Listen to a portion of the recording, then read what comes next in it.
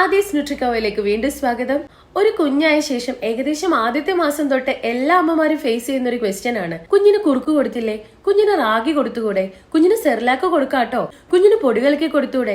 ഇങ്ങനെയൊക്കെ ഒരുപാട് സജഷൻസ് നമ്മൾ ആദ്യത്തെ ഒരു മാസം തൊട്ട് കേൾക്കുന്നുണ്ട്. ഈവൻ ഞാനൊരു ഡയറ്ററ്റിക് പ്രൊഫഷണൽ ആയിട്ട് കൂടെ കുഞ്ഞുണ്ടായ ശേഷം എനിക്ക് ഒരുപാട് കാര്യങ്ങൾ ഇങ്ങനെ കേൾക്കേണ്ടി വന്നിട്ടുണ്ട്. എന്നാണ് കൃത്യമായിട്ട് കുഞ്ഞിന് കോംപ്ലിമെന്ററി ഫീഡ് സ്റ്റാർട്ട് ചെയ്യേണ്ടത്? കുഞ്ഞ് 6 മാസം കംപ്ലീറ്റ് ആയതിനു ശേഷം മാത്രമായിരിക്കണം കോംപ്ലിമെന്ററി ഫീഡ് സ്റ്റാർട്ട് ചെയ്യേണ്ടത്. കുഞ്ഞിന്റെ ആദ്യത്തെ 2 വയസ്സിൽ പ്രോപ്പറായിട്ടുള്ള ബ്രെയിൻ ഡെവലപ്മെന്റിന് വേണ്ടിയിട്ടും ഗ്രോത്ത് പ്രോപ്പറായി നടക്കാൻ വേണ്ടിയിട്ടും ഹെൽത്തി ആയിട്ടിരിക്കാൻ വേണ്ടിയിട്ടും ന്യൂട്രീഷൻ വളരെ ഇമ്പോർട്ടന്റ് ആണ്. ആദ്യം പറഞ്ഞതുപോലെ കുഞ്ഞിന് 6 മാസത്തിന് ശേഷമായിരിക്കണം കോംപ്ലിമെന്ററി ഫീഡ് സ്റ്റാർട്ട് ചെയ്യേണ്ടത്. ആദ്യത്തെ 6 മുതൽ 8 മാസം വരെ 2 മുതൽ 3 പ്രാവശ്യം മാത്രമായിരിക്കണം കുഞ്ഞിന് കോംപ്ലിമെന്ററി ഫീഡ് കൊടുക്കേണ്ടത്.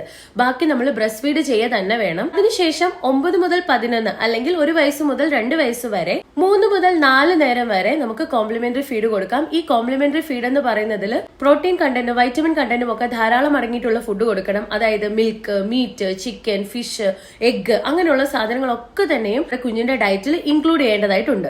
ആദ്യം തന്നെ കട്ടിയായിട്ട് നമ്മൾ കഴിക്കുന്നത് പോലെ ചോറോ അല്ലെ കട്ടിയായിട്ടുള്ള തിക്കായിട്ടുള്ള കുറുക്കൊന്നും അല്ല കുഞ്ഞിന് കൊടുത്തു തുടങ്ങേണ്ടത്. ആദ്യം തന്നെ ലിക്വിഡ് ഫോമിലും പിന്നീട് അത് സെമി സോളിഡ് ഫോമിലും പിന്നീട് നമുക്കത് സോളിഡ് ഫോമിലേക്ക് മാറ്റി കൊടുക്കാവുന്നതാണ്. 6 മാസത്തിൽ നമ്മൾ കോംപ്ലിമെന്ററി ഫീഡ് സ്റ്റാർട്ട് ചെയ്താലും കുഞ്ഞിനെ ബ്രസ്റ്റ് ഫീഡ് ചെയ്യേണ്ടതായിട്ടുണ്ട്. 2 വയസ്സ് വരെ കൃത്യമായിട്ട് കുഞ്ഞിന് ബ്രസ്റ്റ് ഫീഡ് ചെയ്യണം.